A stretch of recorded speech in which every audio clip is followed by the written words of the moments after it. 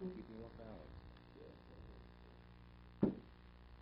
We left off with Pasuk Zion.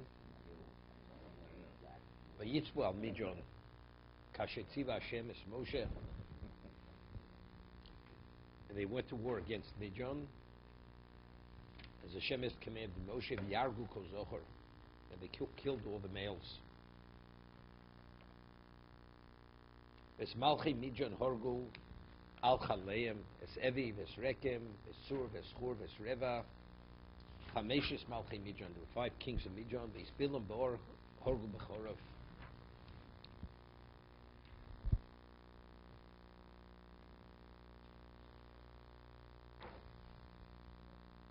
So it says there were 5 kings. So Rashi cites Chazal,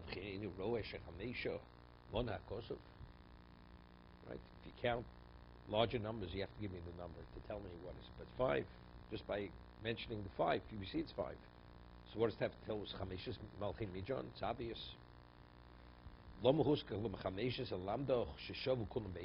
they were all equal regarding the concept. Why are they sending the women to ensnare the Jews? And therefore they're equal in the destruction. Bilam holach sham. Bilam went there. The question is, what's Bilam doing there? Lito schar esim v'arbo elef sheeple Yisrael. He has to collect for the 24 casualties that he brought about. Atzosav yotzim midyon l'Yisrael b'siyan eitzeroch. Amalhem im kshisim shishim ribol yicholtem.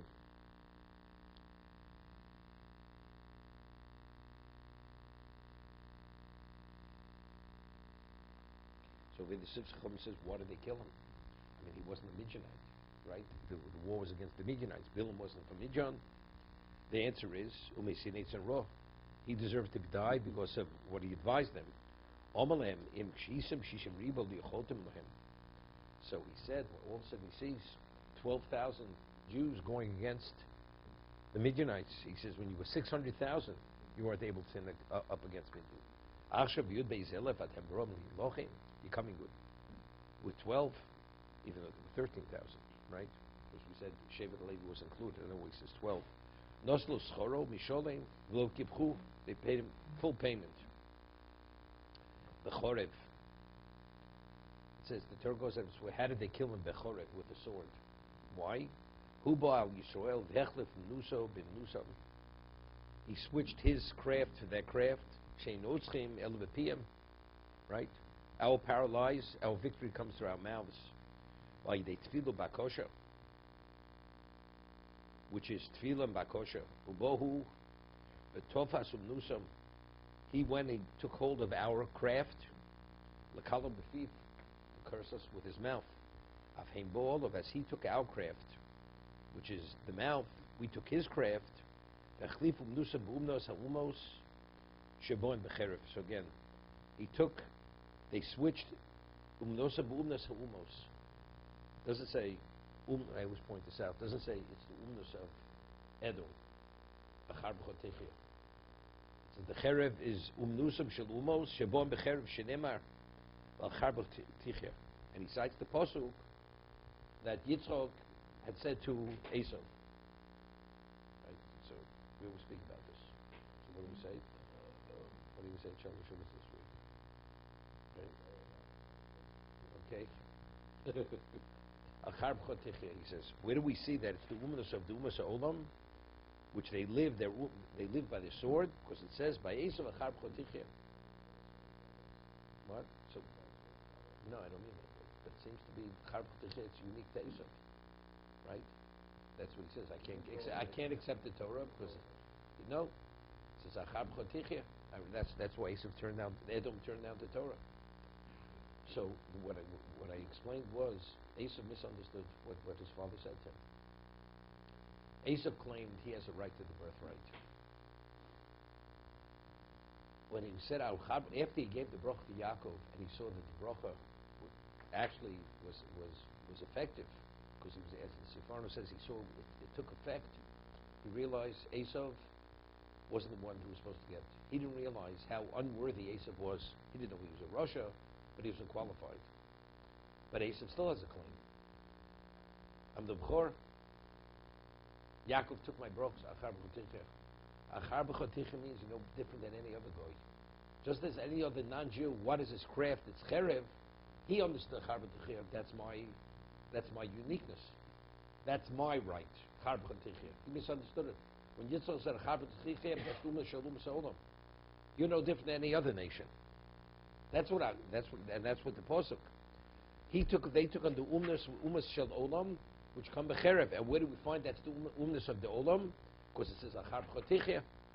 Because if it's something which is unique to Esav, why did they have to kill Bilam? What does cherev do with Bilam?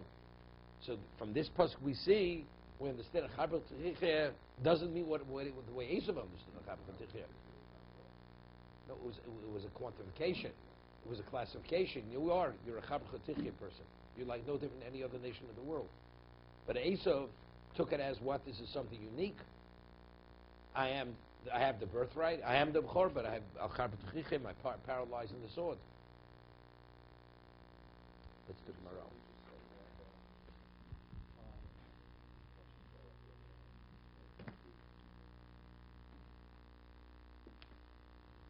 What spoke?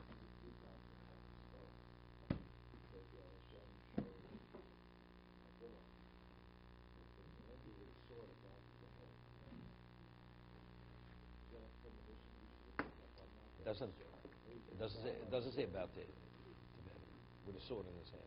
He said, I could kill you. It doesn't say 2, 3. No. It doesn't say decapitation. It doesn't say. You run somebody through with a sword, right? It doesn't have to be you behead him, you decapitate him. Well, always when you kill a person, how do you kill with a sword? But over there, the Chazal don't say anything about the sword. I mean, because otherwise, how could he understand the seriousness of his behavior? Right, we find the same thing. I'll prove it to you. I'll prove it to you. Prove it to you. Prove it to you. No. I'll prove it to you. It says when Yeshua went to battle and I went to battle, so it says an angel appeared with a sword. With a sword. This is to Yeshua.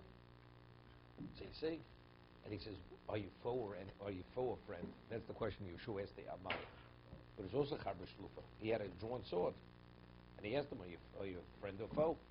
And he said, why did you come? He says, I'm a Malach Hashem Tzvodos. He says, I'm a Malach. He says, Atabosim, because they should have been studying Torah, and he was engaged in battle at nighttime.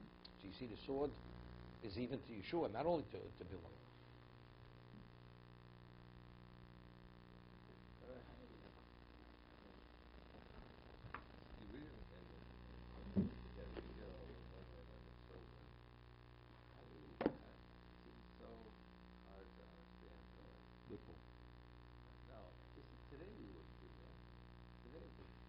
Amalek.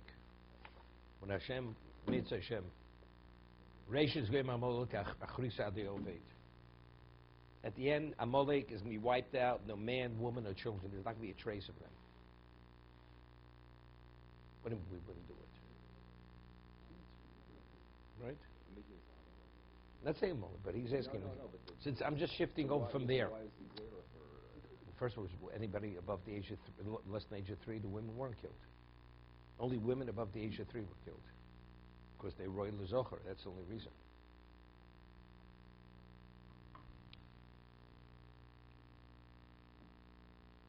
Let me ask you a question. Why don't you steal? Why don't you steal? No. That's the way to steal. Why is it unethical? And why things immoral? Because God said you're not permitted to do it. Who sets the ethical and moral standard? God. Of course, now that there's going to be a consequence. Why aren't you permitted to do it? Because God said you're not permitted to do it. So what's murder? When you're not supposed to kill. So if God says you're supposed to take these people, that's not murder. Now you understand why? Because they personify evil. They're evil. Because God says evil cannot exist. Therefore, yep. That's the answer. Everything's that. Why yes, why not? Why are you permitted to kill somebody in self-defense? Why isn't that murder? Because he initiated it. Right? That's the rationale. But because the Torah says somebody comes and tries to take your life, Hashkim v'hargo. You should preempt him, kill him, to save your life. But if Torah wouldn't say it, you wouldn't be permitted to do it. Okay?